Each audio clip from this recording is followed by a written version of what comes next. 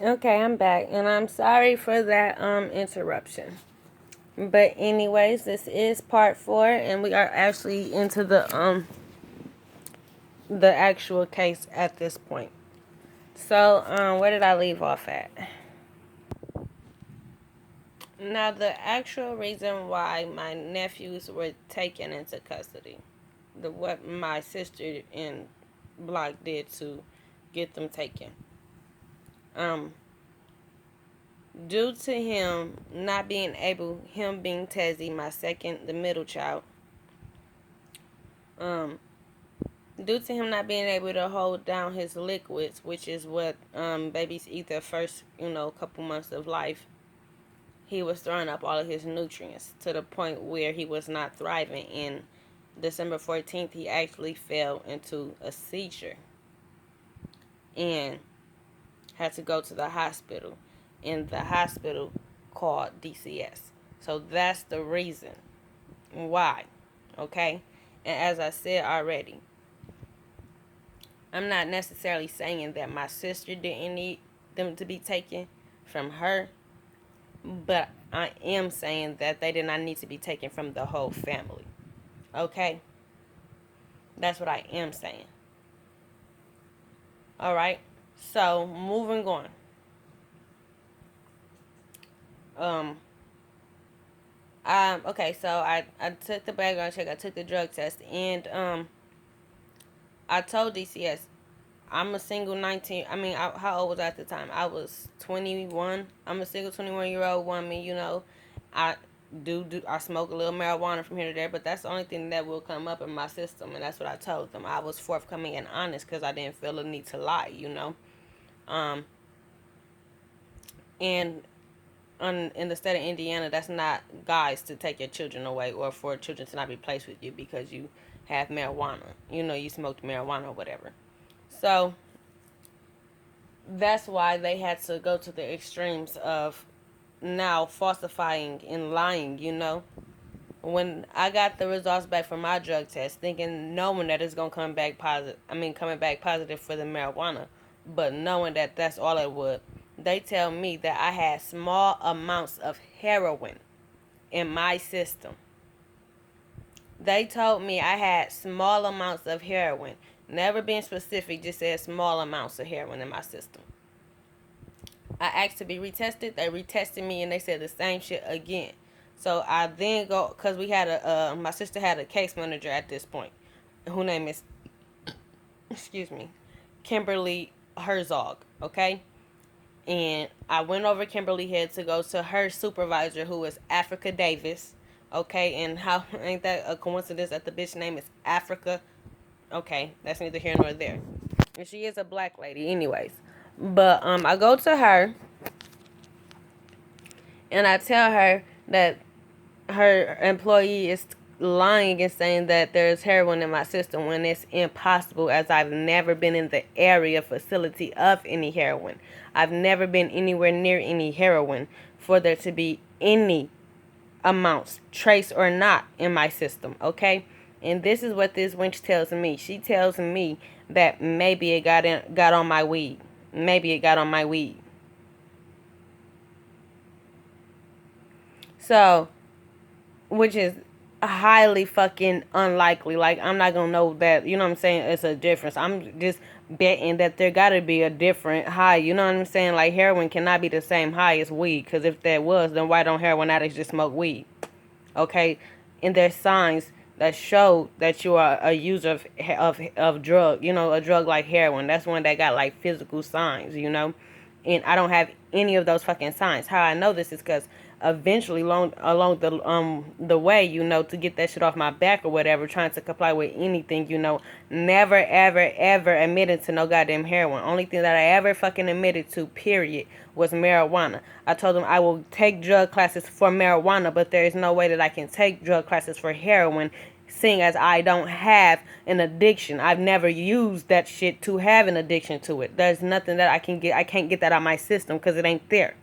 So I ended up taking drug classes or whatever, and they evaluated me, and they seen no fucking signs of no heroin whatsoever. There's no marks on my arms. I got all my damn membranes and all that shit. Like, I know this stuff now because I actually paid that damn money to go and have these people, you know what I'm saying, evaluate me. And the only thing that they want, the only thing that they said they could recommend is for me to take drug classes for my marijuana. And they only did that because they wanted some money out of me too. Because before I even went to do that, I had stopped smoking weed for 3 weeks. I had been clean for 3 weeks before I even went to start take the classes. So obviously, I didn't need their help to stop smoking marijuana. Obviously, moving on. Um, So that was my first actual encounter with her. Now before that day happened, we actually had on that Monday that I had came and did that background. The first Monday when they called us in after they took the boys. We had a family meeting. Now in that meeting, everybody pertaining to my sister in Block's case was there, including Africa, including the guardian ad litem, Beth Weber. Now, remember that name, Beth Weber, the guardian ad litem, because she is a huge fucking problem and hindrance in this. And I'm definitely trying to get this bitch brought up on some type of charges. Because what she's doing, we're going to get to her in that part. We're going to get to her. Okay? Anyways. So, on this specific date that I'm talking about, with the first family meeting we went to, I was there, my mother was there, Quay was there, Block was there, and the children were there, Tezzy and Fatty, and their foster parent was there as well. My sister had already had Woo Daddy early, and I'm not sure if his foster parent was there yet because they had already placed with her. No, they didn't even place with her yet because he was still in the hospital. I'm not sure. All I know is that they did some slight stuff where he was placed with a foster parent when he never needed to be, because my maternal aunt, even after they was trying to kick me out the way, my maternal aunt, who is 5 years older than me, so she's not like no old lady or whatever, she's 5 years older than me. Anyways, she was already trying to make sure she could get him. She was already trying to be there to get him already. So they did some sly stuff where they placed him with the foster parent, disregarding the fact that he already, he never needed to go to the system in the first place. Another illegal removal. Okay, moving on.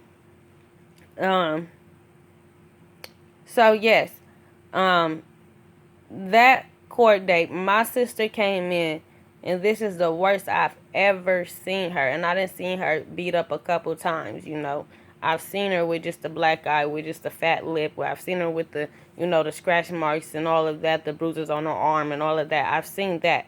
But the day that I seen her like this, I'd never seen her like that before then or after that day. Okay, this was by far the worst he had ever beat my sister.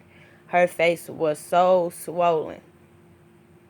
And I cannot wait till I get my computer back so that I can actually upload these links, to show you the picture. Show you the after. Like, you can't really see exactly how it looked that first day because we didn't take any pictures. But it took a long time for her face to fully heal from that. And she still had the marks. Moving on.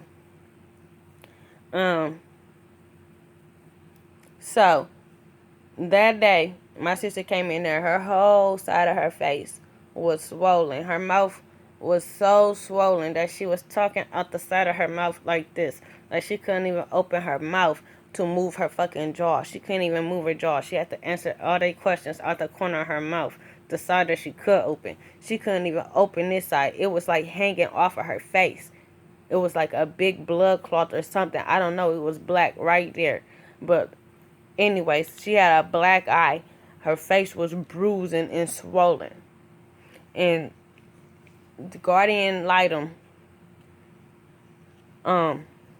Okay, let me slow down. Just make sure you remember how I told you how her face looked, and remember that I told you that the guardian ad litem was there. That's the only time that I guess she's claiming that she's seen her. So, what was I about to say? Okay. So, everybody who's there, Kimberly and them, everybody asking her questions, and they just acting as if they don't see you know, how her face is looking. Nobody's asking any question as to what happened to her face. Nobody has any questions. Um, they just going on as if they don't see nothing. But we can't. You know, my sister, she trying not to make eye contact with mom. She trying not to make eye contact with me, cause she see us and she feel us looking at her, and she see how we staring at him in disgust. And she know her family, and she know how we getting ready to really react, and how we about to really show our ass in this mug in a second if she don't get to explaining what, you know, and letting these people know what just happened to her. Okay? Everybody else is just being so nonchalant about it like it doesn't matter. They're supposed to be not just for the children. They're supposed to be making, you know what I'm saying, helping families. Keyword, families, their parents, all of that. They supposed to have this kind of classes. We took all these classes. Also, did I forget to leave this part out about my mom's case? Yes, we did get it. We got taken or whatever, and we were in foster care. But my mama lost custody of us May 1st, and by June 1st, I kid you not, June 1st, we were right back in her care. All 9 of us back in her care, okay? Because she was never supposed to lose her children in the first place. As soon as she got out of jail, she got right on her work. You know what I'm saying? Did everything they said she had to do, and you know, knocked everything off that list and complied with everything. And by the literally 1 month later, nobody's ever done this. Let them tell it. You know what I'm saying? This is unheard of. People getting their children back that fast. You know, she had got all her children back in 6 months, because that's once the case is open, it has to stay open at least 6 months before it closes all the way out. And for the last 6 months, all we had to do was shoot some a once a month family meeting and something like that. But we was not in DCS's care or nothing like that all of but 1 month. That's the only time. Okay, back to the story. Um But I said that to say that they made us, you know what I'm saying, it was a family thing where the family had to get healthy, you know. They did not do anything like that for my sister's case. They did not do anything like that. They did not do anything like that. They synced the abuse. They did not they what if they cared so much, why did not they, you know what I'm saying, put on his list that he had to go to anger management classes, that he had to go to, you know what I'm saying, but they made sure to put all that stuff on her list of stuff. Like, that's all I'm saying. Like, they did not do anything to help that. But moving on. Um, my nephew, my oldest nephew, when he seen us, you know, and I hate talking about things like this pertaining to him, because every time I talk about him, I see him, and I don't just see that little happy baby that I used to, you know, watch, and I used to do everything for. I don't just see my happy little nephew. I see a child that done went through some stuff, that has trust issues, that, you know, psychologically they done really screwed over my nephew, because that's not where he came from. It's just to throw him into a situation where, you know, he's helpless and with strangers, and then he see his people and he can't even go with them. He got to leave with the strangers, and they did that to my nephew for no reason for 20 months. Well, not even 20, because they stole our fucking all our visits and stuff for a year. They did that to him and just snatched it to where nobody ever sees him now, you know? And it's just so fucking disgusting. It's so disgusting. Hold on, y'all. My damn throat getting tight. But anyways, just to think about how, you know what I'm saying, his reactions, and he never coped. He never coped. He never coped. Because he's been taken from a loving family. We never harmed him. We never harmed him. I can't speak for his mom and them. I'm not saying that they didn't deserve to get them taken from them. But I know that we didn't deserve to get them taken from us. That's what I do know. And I cannot stress that enough. Okay? So, after that, we started getting our monthly visits or whatever. I was still fighting to be able to get them placed with me at this point. You know, my auntie, she enters the race or whatever, and they ended up giving her a home study. And on the first home study, because my aunt has a daughter who was staying with her at the time, now she's staying with her father just until we get the boys. She doesn't have to stay with her father. Sorry, I mean, my auntie doesn't have to, you know, like, have her with her father or whatever. She never lost custody of her daughter. That's just where He's just trying to help out so that we can get our family members back, okay? And to comply with DCS, my auntie allowed her daughter to go and stay with her father for a little while.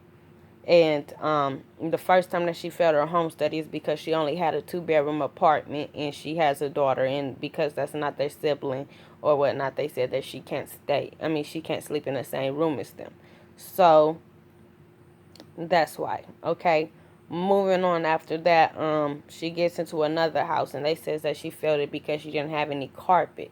And the kids would be crawling age or whatever, as if they were gonna be forever crawling age, or like people, everybody who has new kids have carpet in their home or whatnot. But that's one of the things they try to use against her.